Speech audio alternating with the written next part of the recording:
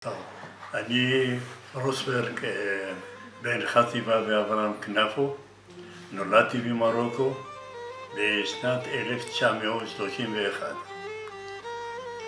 ועליתי ארצה ב-55, גדלתי בקזבלנקה ונשארתי שם עד שהתחתנתי ועליתי ארצה. من بلادي نخرج نجري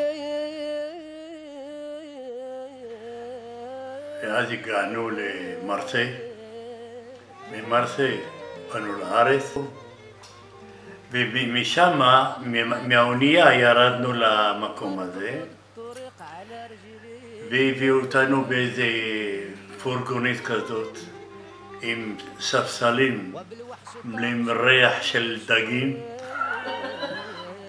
אחד על השני.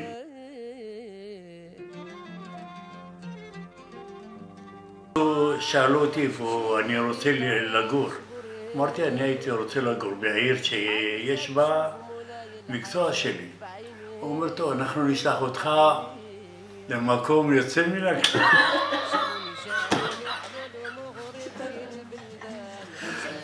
שלחו אותי לבאר שבע.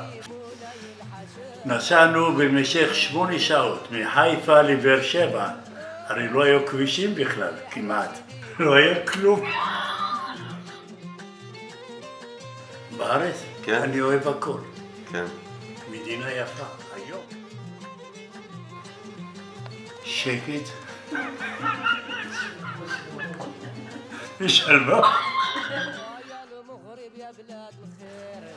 אני מאחל למדינת ישראל שתהיה באמת כמו בתחילתה של הארץ.